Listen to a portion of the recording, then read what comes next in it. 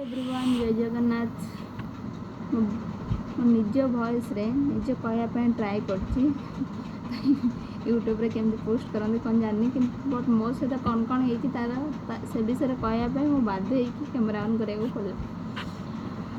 मत 2 दिन छुट्टी मिलता सी भी गवर्नमेंट रो न कि मुझे छुट्टी नहीं ऑफिस छुट्टी ना गवर्नमेंट छुट्टी फास्ट सैटरडे तो मुझे कौन कह रही से भाभी घर को गली तो सैटरडे गली रात पहुँचली 9:30 खाई पी शोपड़ी आराम से संडे उठिली सका 6टारे तो प्लानिंग जेहेतु थिला गुंडीचा घाई जीवार तो सका उठिकी फ्रेश होगी तारिणी गलु तारिणी जहाँ भी जहाँ करदेलु फोटोशूट मंदिर दर्शन सबकि करदेलु करके मतलब घर बाहर की गलु आम 10टा 11टार बाहर की जाइए सका 6टार उठिकी गाधे पड़ेली भाविली दीदी आस मैंने मत गाड़ी दब कि बाहर न आसीनु एपर्तंत कहीं पहुँच पार्लुनि तो मु डरिकी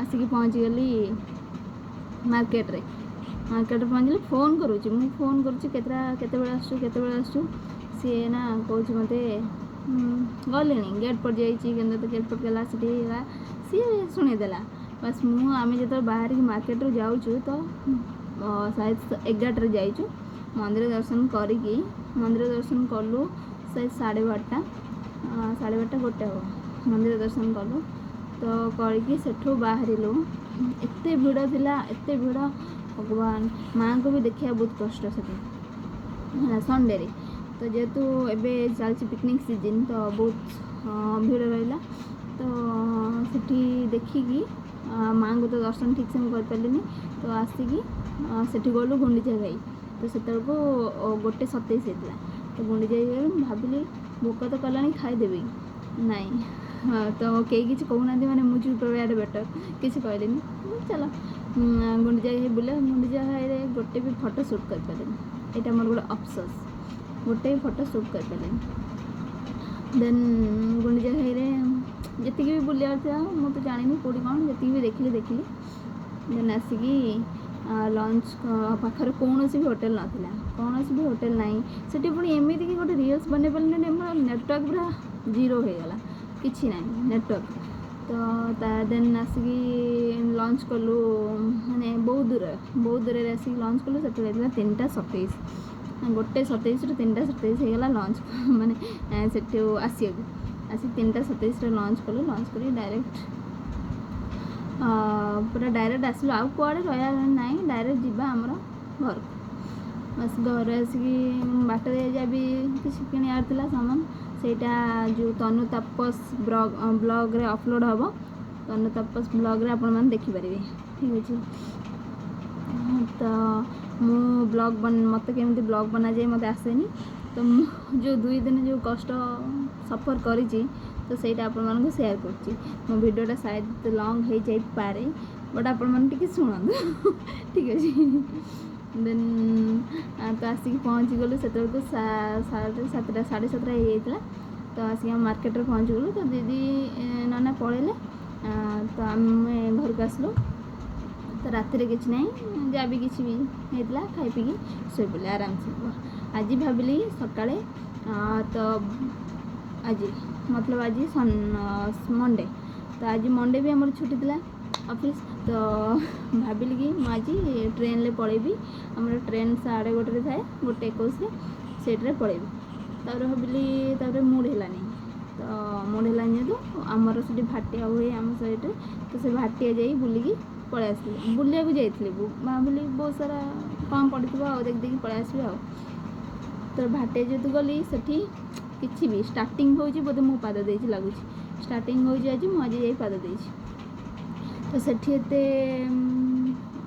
भिड़ नाला कि ना तो डस्ट जावा था डस्ट आसा था गली आसली सेपटे जो मो माने बुलवा मेला केते कष्ट पाद पेन हवा से मु फिल कर आपण मानक जब भी फिल हो मत कमेंट जनइबे केते कष्ट मेला बुलवा ठीक अच्छे तापर से बुलिक आसिकी से कौन खाई गुपचुप खाई आइसक्रीम खाई से खाई ଦିନ ଆଉ ଭାତ କିଛି ଖାଇନଥିଲି। ତ ଘରେ ଆସିକି ପହଞ୍ଚିବାକୁ ମୋତେ ଗଲା ଆମେ ବାହାରିକି ଯାଇଥିଲୁ 12ଟାରେ ବାହାରିକି ଯାଇଥିଲୁ। ଆସିକି ଘରେ ପହଞ୍ଚିଲୁ 4:30 ହେଇଗଲାଣି, 4ଟା ହେଇଗଲା। ତ ତାପରେ ଖାଇକି ଭାବିଲି ଏବେ ବାହାରିକି ପଳେଇବି ଭୁବନେଶ୍ୱର, ଆଉ ଏତେ ଟାଇମ୍ କ'ଣ କରିବି। ତ ଏବେ ବାହାରିକି ପଳଉଛି, ଶୀଘ୍ର ପହଞ୍ଚିବି ଆଉ ଯାଇକି ରେଷ୍ଟ କରିବି ରୁମ୍ରେ। ଭାଇ ଆଜି ବସ୍ ଏତେ ଭିଡ଼, ମାନେ ମୁଁ 4ଟା ବସ୍ କ୍ରସ୍ କଲି, ସବୁ ବସ୍ ଭିଡ଼। ତ ମୁଁ କହିଲି ଗୋଟେ ବସ୍ ଯେତେବେଳେ ଫାଙ୍କା ଦେଖି 4ଟା ଯେହେତୁ ଗଲାଣି, ଆଉ ଗୋଟେ ନେକ୍ସଟ ବସ୍ ଆସିଲେ ସେଟା ଯେମିତି ହେଲେ ଥିବ ଆଉ ଟିକେ ଫାଙ୍କା ଥିବ। ତ ଭଦ୍ରକରୁ ଯେହେତୁ ଗୋଟେ ବସ୍ ଆସିଲା, ମୋତେ ସେ ଲୋକ କହୁନାହାନ୍ତି ଆମ ଗାଡ଼ି ଏତେ ଭିଡ଼ ନେଇ ହେବନି, କିଛି ନାହିଁ, କିଛି କହିବାର ନାହିଁ, ଚଢ଼େଇ ଦେଲେ ଭାଇ। ଚଢ଼େଇ ଦେଇକି ଭାଇ ଆଗରେ କହିଲେ ଏଇ ଆଗ ସିଟ୍ରେ ବସି ପଡ଼। ଭାଇ ଆଗ ସିଟ୍ରେ 2 ଜଣ ମେମ୍ବର ବସିଛନ୍ତି, ମୁଁ କ'ଣ ତାଙ୍କୁ ପେଲିକି ବସି ପଡ଼ିବି?